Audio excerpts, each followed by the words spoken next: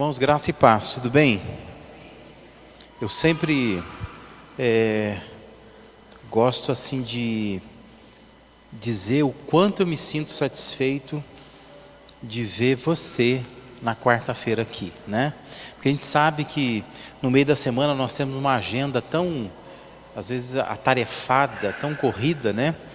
Mas parar no meio da semana para poder ouvir um pouco de Deus, poder orar juntos, né? E a gente refletir aqui, isso é muito bom. Eu quero só que a gente recorde o nosso grande tema aqui. Nós estamos estudando, ainda que em doses bem homeopáticas, né? 30, 40 minutos a cada 15 dias. Mas nós estamos falando sobre quem é Deus. E usamos esse título aí, né? Quem é Deus, suas faces e seus atributos.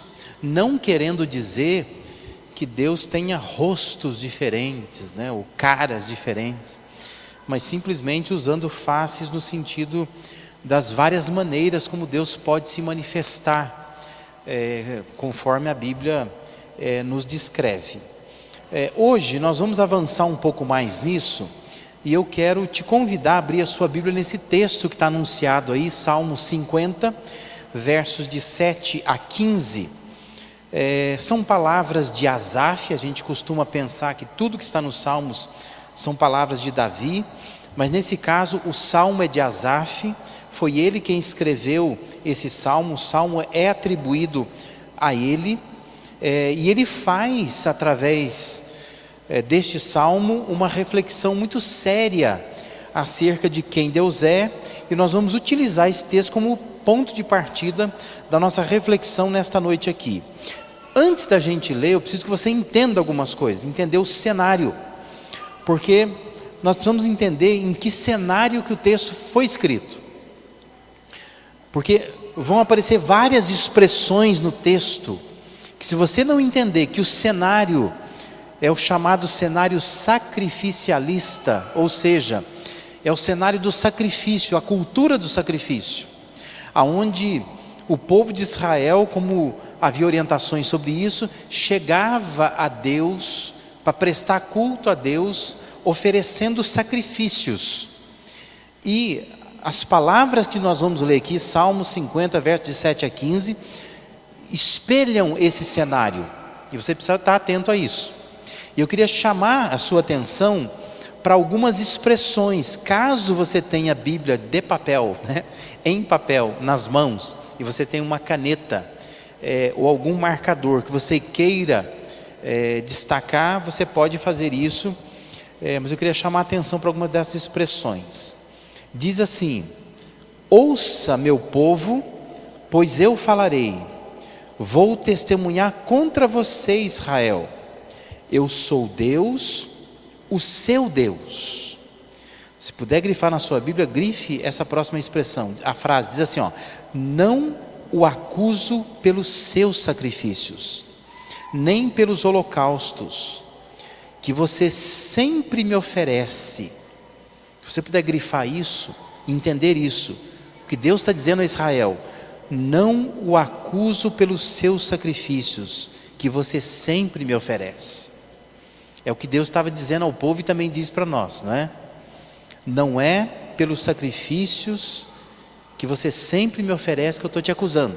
É a palavra de Deus através de Asaf ao povo de Israel.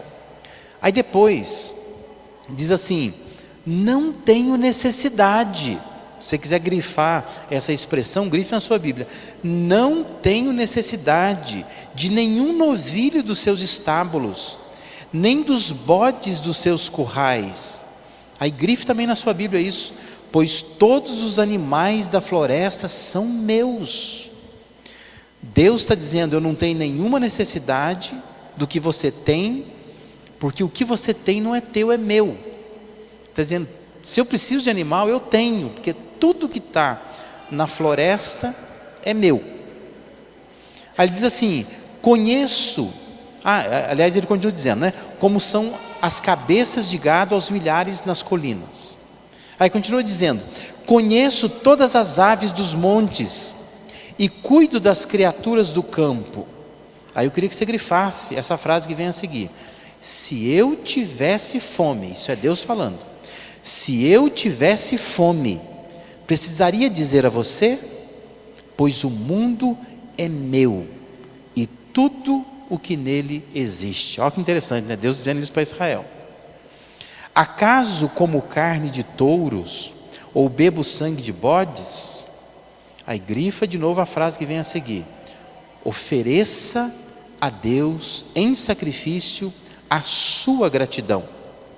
Cumpra os seus votos para com o Altíssimo e clame a mim no dia da angústia.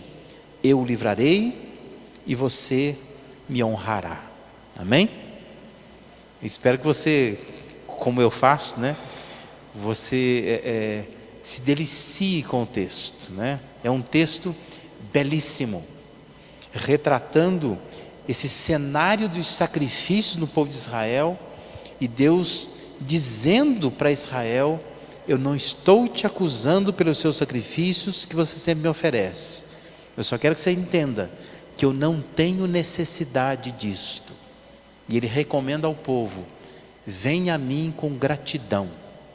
Você pode até trazer sacrifício, mas que esse sacrifício represente a sua gratidão, que me parece que é uma atitude que Deus não estava vendo no povo, porque Deus estava entendendo que o povo estava oferecendo sacrifício, achando que por causa dos sacrifícios Deus estava sendo manipulado de alguma forma. É um pouco sobre isso que eu queria conversar com os irmãos nessa noite aqui. Bom, antes de a gente entrar nesse assunto de hoje, só vamos recordar que na nossa última reflexão nós falamos da singularidade de Deus. Aliás, é disso que nós estamos falando hoje ainda. Singularidade porque Deus é único, não há outro Deus como Ele. Nós ressaltamos lá 15 dias atrás que ao dizer que Ele é único, não é simplesmente afirmar que só tem Ele de Deus. Mais que isso, nós queremos dizer que há coisas que só Deus tem. São características que são próprias de Deus. A isso nós chamamos, na teologia, de atributos incomunicáveis, ou seja, são aqueles atributos ou aquelas características de Deus, qualidades de Deus, que só Ele tem. E Ele tendo, Ele não estende isso a ninguém, a nenhum grau, e ninguém pode ter isto, porque só Deus tem isso. Nenhum anjo tem isso, nem Satanás tem isso, só Deus tem. E isso faz de Deus um ser único. Então, isso é chamado atributos incomunicáveis. E é fundamental que em tempos de crise que nós vivemos hoje, crise eu falo não só no país, mas também a nossa crise de fé, que a gente possa resgatar o que é de fato a chamada teologia própria, que é esse estudo que se detém nas características de Deus, quem Deus é de fato. Porque por vezes nós percebemos, não nas palavras, não nas confissões, mas nós percebemos muito nas orações dos crentes, nós percebemos na forma de cultuar dos crentes, na maneira de encarar a vida dos crentes, que as pessoas não sabem quem Deus é. E muitas vezes confundem Deus de tal maneira que faz Ele parecer alguém muito próximo de Satanás. A impressão que dá por vezes, na maneira como as pessoas oram, na maneira como elas encaram a vida, na maneira como elas cultuam, a impressão que dá é que houve uma queda de braço entre Deus e Satanás, e Deus ganhou. Sabe assim? E Deus ganhou, né? Mas foi uma queda de braço. Satanás podia ter ganhado, né? Podia ter ganho. Talvez no dia da guerra lá ele não estava muito preparado, enfim, né? Não se alimentou bem, então Deus ganhou. Então, às vezes parece que é exatamente isso que os crentes pensam, que Satanás está na cola de Deus, ele é quase um Deus, mas não é.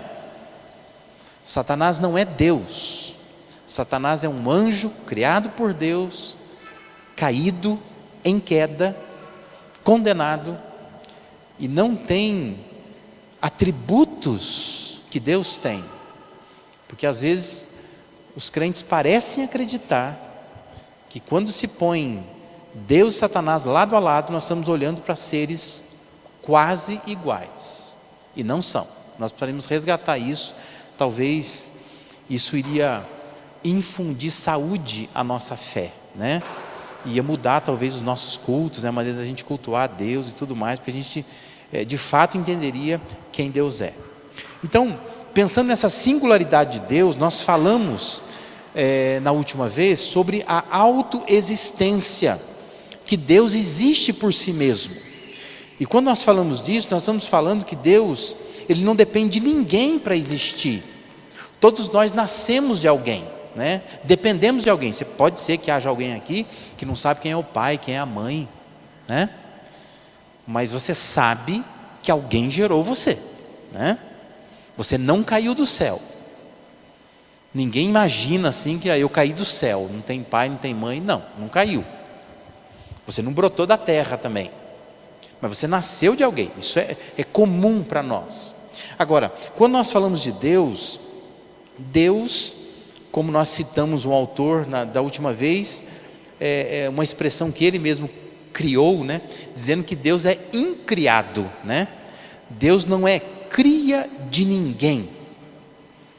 Deus é autoexistente. E nós citamos o A.W. Pink, que ele chama isso de solidão de Deus. Porque houve um tempo, que não sei se a gente pode chamar de tempo, onde Deus, na unidade da sua natureza, habitava só. Porque não tinha ninguém. Não compartilhava a vida com ninguém. Porque Deus é autoexistente, né? Ele existe a partir de si mesmo. Hoje nós vamos refletir num outro atributo incomunicável, que nós chamamos de autossuficiência de Deus. Deus é autossuficiente. Significa o quê? Que Deus, Ele tem muito poder. E o poder que Deus tem dispensa quaisquer outros poderes. A grosso modo, quando a gente fala que Deus é autossuficiente, nós estamos dizendo que Deus não precisa de ninguém. E nós vamos aprofundar um pouco nisso hoje aqui, tá? A confissão de fé de Westminster, que é uma confissão que geralmente a chamada fé reformada, muito especialmente os presbiterianos, eles acabam adotando a confissão de fé de Westminster como a sua declaração de fé. Ela foi aprovada pelo parlamento inglês em 1647 e também pelo parlamento escocês em 1649. Ela declara, vamos ler juntos? Você consegue ler comigo o que está dizendo aí? Deus tem em si mesmo e de si mesmo toda a vida, glória, bondade e bem-aventurança. Ele é todo suficiente em si e para si, pois não precisa das criaturas que trouxe à existência, não deriva delas glória alguma, mas somente manifesta sua glória nelas, por elas, para elas, sobre elas. Amém? Isso é uma confissão de fé, gestada, vamos dizer assim, né, como uma mulher grávida, por um monte de gente comprometida com Deus, que se debruça sobre as Escrituras Sagradas, estuda exaustivamente muitos textos e tenta descrever em forma de confissão o que Deus é de fato, né? Difícil para nós assimilar tudo isso. Deus tem em si mesmo e de si mesmo toda a vida, glória, bondade, bem-aventurança. Ele é todo suficiente em si e para si. pois não precisa das criaturas que trouxe à existência, não deriva delas glória alguma, mas somente manifesta a sua glória nelas, por elas, para elas, sobre elas. Amém? O A.W. Pink, que eu já citei aqui, ele dizia que Deus, Ele dá bens a todos, porém, Ele não é enriquecido por ninguém. Em outras palavras, Pink estava dizendo que Deus enriquece a todos, mas Ele não é enriquecido por ninguém. Deus abastece a todos, mas não é abastecido por ninguém, né? Sempre tem que ter uma fonte, não é? Quando você vê, por exemplo, uma represa que represa a água, ela está sendo abastecida por alguma fonte. Aquilo vem de algum lugar. E de onde vem aquela fonte? Então você vai voltando, você sempre acha, de algum lugar está vindo. Mas no caso de Deus, Deus é o Deus que Ele abastece, mas não é abastecido. Enriquece, mas não é enriquecido por ninguém. Quando Jó, ele estava respondendo ao discurso do seu amigo, o Bildade, relembrando o poder que Deus tem de conhecer tudo, lá vai aparecer uma expressão de fazer pairar a terra sobre o nada, essa concepção muito antiga que já tinha, de que a terra está suspensa sobre o nada pelo poder de Deus ser o criador da chuva, de ser o que mantém as águas sob limites. Deus é o que faz tremer os céus, fender o mar, de como o sopro de Deus aclara os céus. Tudo isso está descrito lá em Jó 26. Mas aí, Jó, quando ele vai responder ao Bildade, ele vai chegar à seguinte conclusão: e isso tudo que ele fala sobre Deus, ele diz assim, e isso tudo é apenas a borda das suas obras. Um suave sussurro é o que ouvimos dele. Mas quem poderá compreender o trovão do seu poder? Come pizza? Está com fome? Você vai na pizzaria e diz assim, pizza com borda ou sem borda, né? Mas se não são essas bordas recheadas, geralmente quando a gente come pizza, nós deixamos as bordas, não é? Então se alguém chegar e falar assim, posso comer isso aí? Você vai dizer assim, isso aqui é só a borda. A borda é só uma noção, é a massa, né? Uma sobra de massa. A pizza mesmo, aquilo é o que vai mais para o centro. Jó estava fazendo um grande discurso sobre Deus, e ele termina dizendo assim, e isso tudo é apenas a borda das suas obras. Jó estava dizendo assim, a gente não conhece nada de Deus, nós não sabemos o quanto Deus pode. Por isso que a nossa fé é pequena, não é? Porque nós não temos noção do que Deus é capaz. O que nós conhecemos são apenas as bordas de suas obras. Significa dizer então que Deus ele é totalmente completo em si mesmo. Deus não precisa de nada. Isso é uma característica singular de Deus. O que a gente está dizendo aqui, Deus é único, não é isso? Então, o que isso significa? Significa primeiro que Deus não tem necessidades. Deus não tem necessidades. Diferente da gente. Se todo dia alguém perguntar para você, está com alguma necessidade? Você vai achar alguma, não vai? Não é? Porque nós não somos completos em nós mesmos. Nós temos necessidades. Mas diz que Deus, Ele não tem necessidades. Você não pode nunca orar a Deus dizendo assim, Deus, o que o Senhor está precisando hoje? Nada.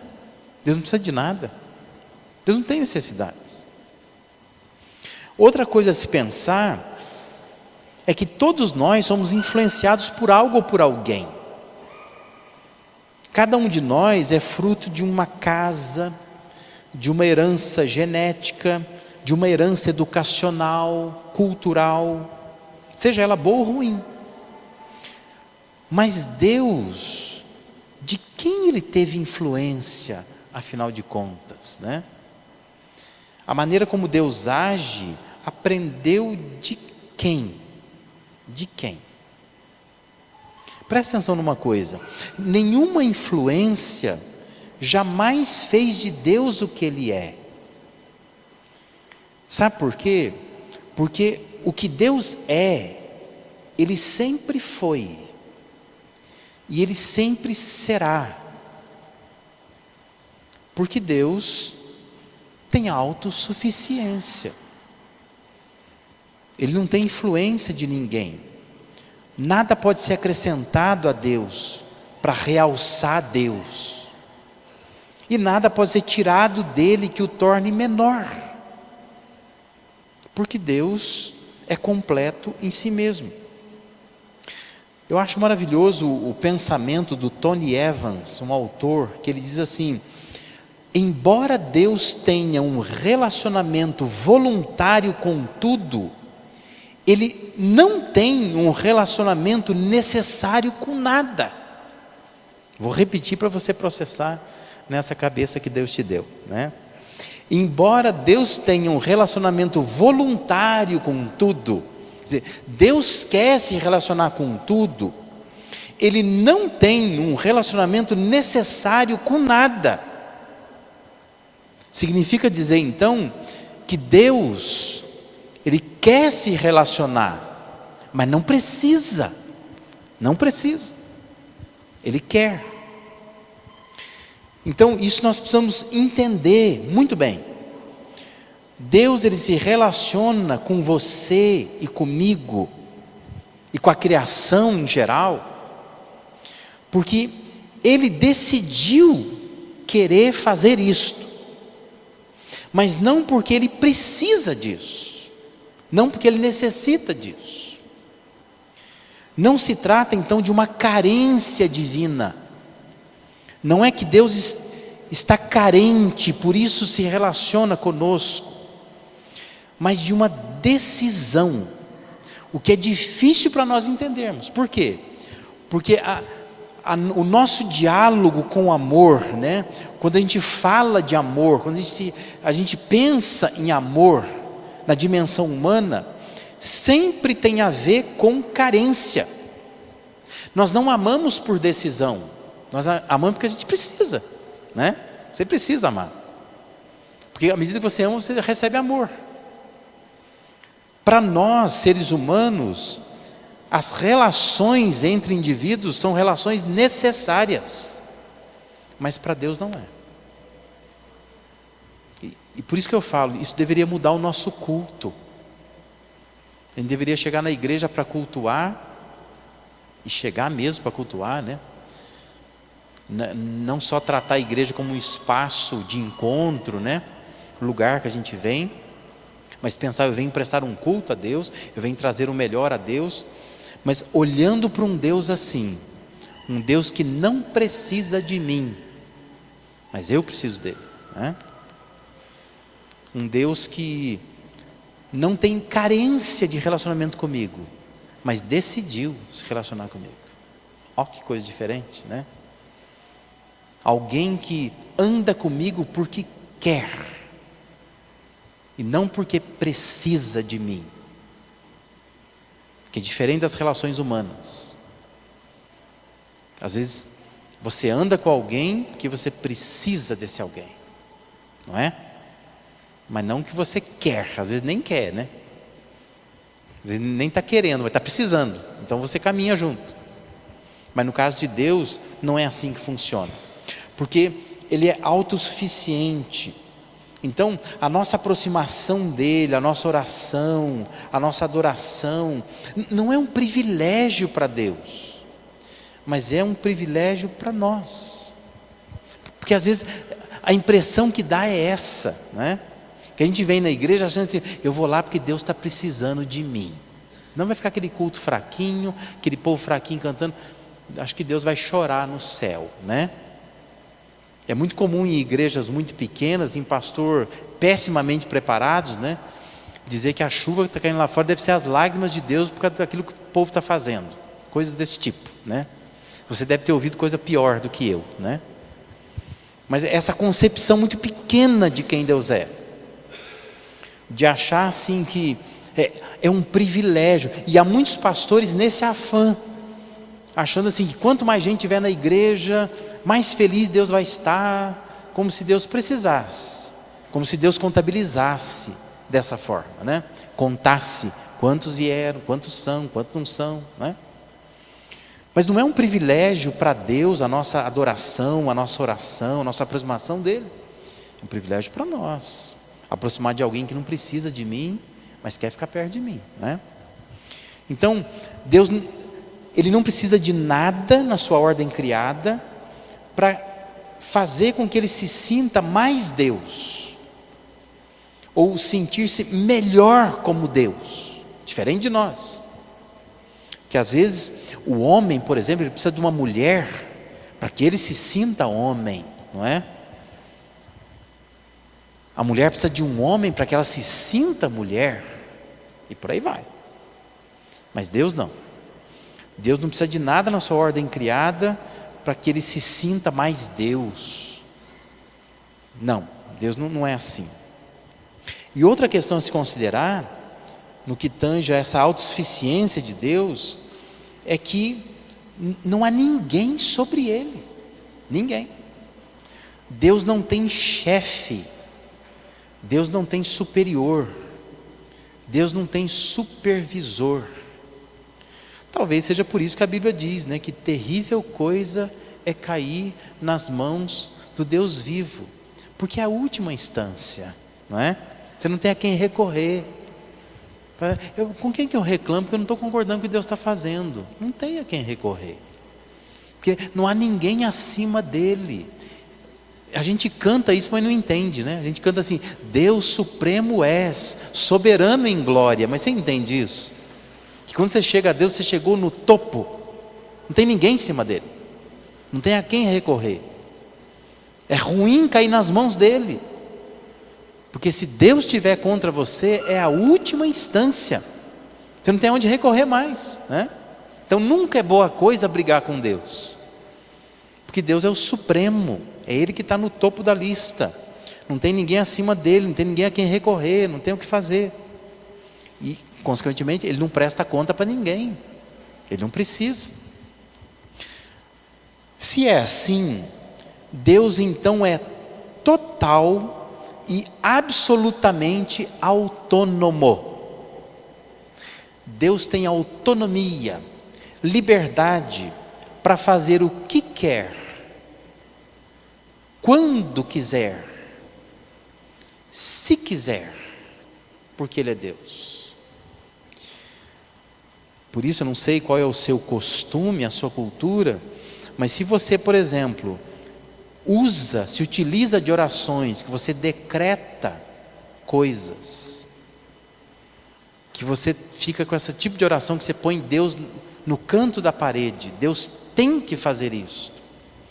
Talvez você ainda não entendeu que Deus é absolutamente autônomo. Não tem ninguém em cima dele. Ninguém manda nele. Não é você que vai mandar. E é engraçado que nós temos uma cultura evangélica de determinar coisas, de decretar coisas, de ordenar coisas a Deus. Deus, eu te ordeno agora. Espera lá. Eu acho que você não está entendendo quem Deus é. A título de exemplo raso. Mas imagine um advogado no Supremo Tribunal Federal, olhando para aquela senhora, que hoje é a presidente do Supremo Tribunal Federal, dizer para ela assim: eu quero dar uma ordem para a senhora. Ela vai dizer: espera lá, ninguém dá ordem para mim, né? Porque ela é a presidente daquele tribunal. Eu fico imaginando, por isso que aqui e ali a Bíblia fala em algum salmo que Deus dá risada da gente, né? Ele se ri da gente. Porque a gente fica tentando dar ordens para Deus. Deus, o Senhor vai ter que fazer desse jeito. Eu acho engraçado quando pessoas dizem assim: Deus, o Senhor prometeu. O Senhor prometeu, o Senhor vai ter que fazer. Deus é fiel às suas promessas, não precisa que ninguém avise Ele disso. Ninguém precisa lembrar dele disso, né? A gente fica lembrando Deus, parece que Deus esqueceu. Então eu preciso determinar, decretar, dizer: Deus, a tua palavra diz, né? Como se Deus tivesse esquecido. O negócio que Ele escreveu tanto tempo atrás, acho que Ele esqueceu. Deus deve estar velhinho, deve estar com Alzheimer, né? Que noção que nós temos de Deus, né? Mas Deus é autônomo. Ele determina, Ele dá ordens, não nós. Nós somos tão somente súditos dele. Quer você goste, quer não, esse é o Deus da Bíblia, né? Diferente do Deus das nossas concepções, Deus da nossa cabeça, o Deus das nossas orações, dos nossos cânticos muitas vezes, né? Tem muito cântico equivocadíssimo, né? Que faz a gente cantar umas coisas das quais a Bíblia sequer fala. A gente vai cantando, né? Se incorpora na liturgia isso, a maneira como nós cultuamos. Mas o Deus da Bíblia é esse Deus, um Deus autossuficiente. Eu não sei, mas talvez quando você ouve tudo isso, você sai meio chateado, né? Porque você pode ter uma noção de que Deus é um Deus antipático. Porque toda vez que você fala assim, ó, você é muito autossuficiente, não é uma coisa legal, não é? Você sempre pensa assim, que é uma coisa ruim. Quando você fala que Deus é autossuficiente, talvez você vai dizer: puxa vida, mãe, não gostei desse Deus. Deus parece ter um rosto, né, uma face muito soberana. Isso talvez nos chateia um pouco.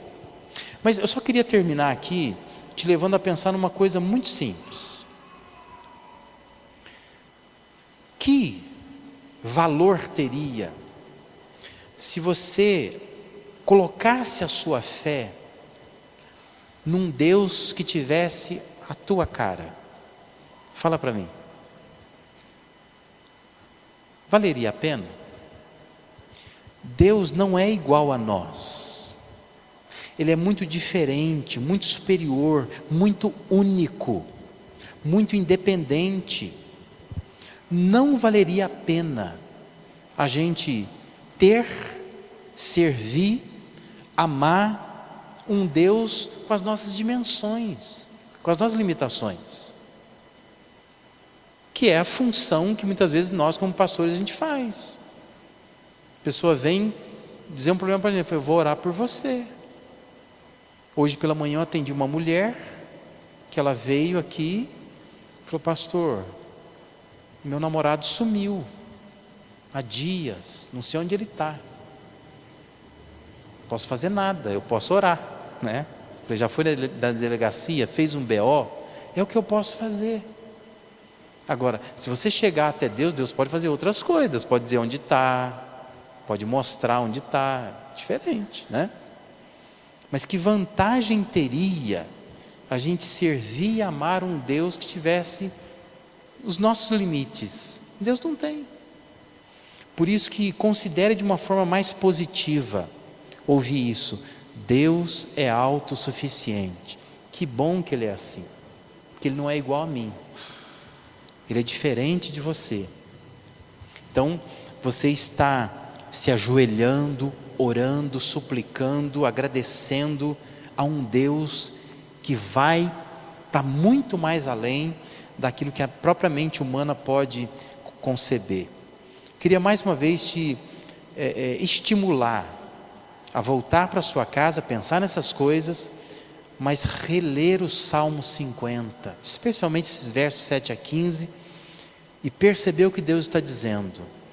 Eu não te acuso pelo seu sacrifício que você sempre me oferece, mas o que Deus quer que você entenda é que Deus não tem necessidade desse sacrifício, porque Ele não precisa de nada, porque tudo é dele. O que Deus quer é que você ofereça a Ele, em sacrifício, a gratidão. Porque a gratidão é um reconhecimento. Quem é o Deus que está acima da gente? E não o Deus que a gente às vezes cria na nossa cabeça. Amém? Feche seus olhos, vamos orar.